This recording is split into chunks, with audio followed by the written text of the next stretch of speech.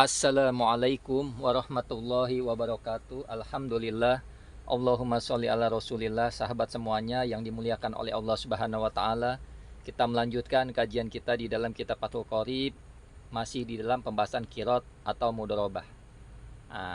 Jadi pertemuan ini adalah pertemuan yang kedua dari bab qiraat, tentang masih dengan syarat-syarat qiraat. Sekarang masuk ke syarat yang ketiga. Qala al-musannifu rahimallahu ta'ala nafa'nallahu bihi wa bi'ulumihi fi darini amin. Wasalisu, dan adapun yang ketiga, ayashtarito, ialah mensyaratkan siapa malik atau pemberi modal lahu bagi amil, bagi pekerja. Ayashtarito maksudnya mensyaratkan al-maliku, siapa malik, lil amil, bagi pemberi kerja, juz'an, pada bagian makluman yang diketahui apa bagian minar ribahi, dari keuntungan, kanisfi, seperti setengah, au sulusihi, atau sepertiga. Jadi syarat yang ketiga adalah si pemberi kerja itu menentukan. Jadi ada syarat pemberi kerja ini mensyaratkan bagi si amil yang bekerja bagian yang diketahui dalam persentase, bukan dalam angka. Artinya ketika si A ini memberi modal kepada si B untuk mengelola harta atau menjalankan usaha, maka sudah ditentukan, sudah disyaratkan bagiannya. Misalkan A menyetujui dan B sepakat bahwa bagian keuntungan adalah 50%, 50%. Nah, seperti itu. Jadi disepakati dulu 50%, 50% atau 60%, 40%, ini terserah antara kedua belah pihak ini.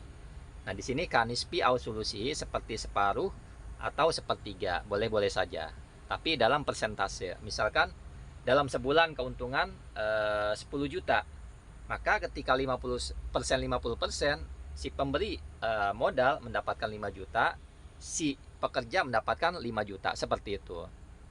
Kemudian falau qaulal maliku lahu, kalau seandainya berkata siapa malik, pemberi modal, lil amil, bagi pekerja, fa'aradtuka, maka aku akad qiraat kepadamu, ala hadzal mal, atas ini harta, ala annalaka, bahwa atas bahwasanya ialah bagi kamu, fihi, di dalam harta, syirkatan, apa syirkah, au nasiban, atau bagian, minhu minhu ya, jadi minhu ini dari harta.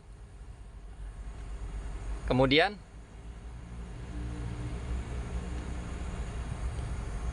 pasada, maka rusak al-qiradu, apa akad qirad. Nah, jadi seandainya di sini dicontohkan bahwa seandainya berkata seorang pemilik modal kepada pekerja, saya akad qirad kepadamu atas ini harta, dan sungguh di dalam harta ini ada syirkah atau bagian dari hal tersebut, maka rusak qirotnya. Jadi ini umum. Jadi qirot ini nggak boleh umum, harus ditentukan persentasenya, harus pasti, harus disepakati sebelum menjalankan usaha, seperti itu. Au ala anna ribaha bainana, atau bahwasanya anna ribaha, sungguh bahwa keuntungan, bainana, itu di antara kami, soha, maka sah. Jadi andai kata orang ini mengatakan keuntungan di antara kita, nggak disebutkan persentasenya atau angkanya, tapi disebutkan di antara kita. Anna ribaha bainana maksudnya soha. Jadi keuntungan di antara kita maksudnya ya 50%. Wayakunu, dan menjadi aribhu, apa keuntungan, nisfain, pada dua bagian. Dua bagian. Jadi ya ini kalau ucapannya keuntungan di antara kita, maka seperti ini adalah sah, dan menjadi keuntungan tersebut dua bagian. Artinya kalau keuntungannya 10 juta, ya dibagi dua, 50-50. Jadi udah umum, kalau ditetapkan di antara kita, maka keuntungan adalah 50%, 50%, seperti itu. Kemudian warobi, dan adapun yang keempat, alla yuqaddaro, ialah tidak ditentukan al-qiradu, apa qirad, bimuddatin, dengan waktu, maklumatin, yang diketahui apa waktu. Kakaulihi, seperti ucapannya malik atau pemberi harta, fa'aradtuka, maka aku akan akad qirad kepadamu sanatan pada 1 tahun. Jadi yang keempat ini tidak dibatasi. Nah, kirot ini tidak dibatasi dengan waktu yang diketahui. Ya, seperti ucapannya, saya akad kirot kepadamu dalam 1 tahun. Nah, ini tidak boleh. Artinya lepas saja gitu. Walaupun sifat kirot ini adalah jais, artinya boleh dibatalkan kapan saja, tapi tidak ditentukan, tidak dibatasi dengan waktu. Nah, seperti itu. Kalau dibatasi dengan waktu maka tidak boleh, tidak sah. Kemudian wa alla yu'allaqa, dan tidak dikaitkan atau tidak digantungkan bisyartin dengan suatu syarat. Kakaulihi, seperti ucapannya si Malik atau pemberi modal, idza jaa ra'syu syahri, apabila datang apa ra'syu syahri, awal bulan, faradtuka, maka aku akan kirot kepadamu. Jadi digantungkan saja tidak boleh. Misalkan kalau nanti awal bulan ya aku akan kirot kepadamu. Kalau si Zaid datang, aku akan akad kirot kepadamu, ini tidak boleh digantungkan. Wal kirodu, dan adapun kirot, amanatun, ialah amanah. Jadi sifat kirot ini adalah akad amanah, saling percaya. Wahina idin, dan ketika itu la domana, ialah tidak ada ganti rugi alal amil, atas amil, atas pekerja, fil malil kirodi, di dalam harta kirot, illa bi udwanin, kecuali dengan sembrono, fihi, di dalam harta. Nah, jadi nggak boleh si pemberi modal ini ketika ada apa-apa menuntut kepada amil untuk mengganti, tidak boleh, kecuali memang sembrono. Kalau kejadian kerugian biasa ini tidak mengganti si orang yang bekerja ini. Sembrono maksudnya seperti apa? Nah, misalkan si A memberi modal kepada si B yang usaha. Nah, dia tidak dijaga harta usaha ini.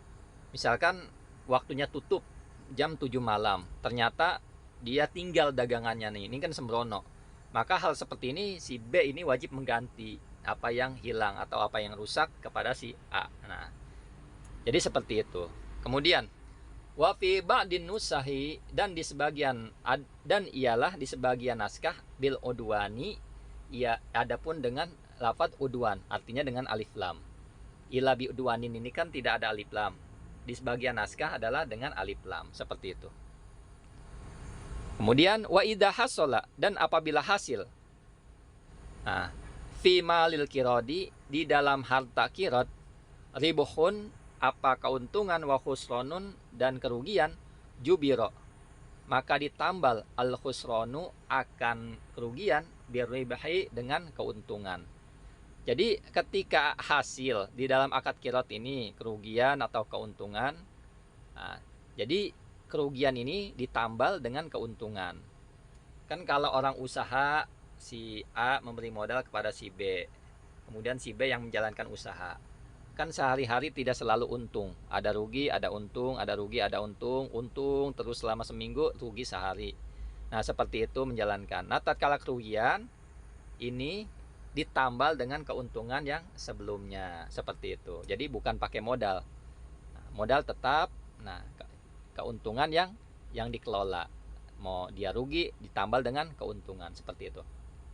Wa'lam, dan ketahuilah oleh kamu, anna akdal kirodi, sungguh akad kirot, jaizun, ialah boleh, minat torofain, dari kedua belah pihak. Nah, jadi di sini maksudnya jaiz ini artinya boleh dibatalkan kapan saja. Minat torofain, dari dua belah pihak, artinya si amil maupun si malik yang pemberi modal. Kemudian lain halnya sama akad yang lazim. Lazim ini ya tidak boleh dibatalkan. Nah, tapi kalau jaiz ini boleh dibatalkan kapan saja. Seperti falikullin, dan ialah bagi tiap-tiap, minal malik, dari pemberi modal, wal amil, dan pekerja, pashuhu, adapun membatalkannya kirot, seperti itu. Jadi akad kirot ini ya jaiz, artinya boleh dibatalkan antara kedua belah pihak kapan saja. Syukron ala ihtimamikum. Assalamualaikum warahmatullahi wabarakatuh.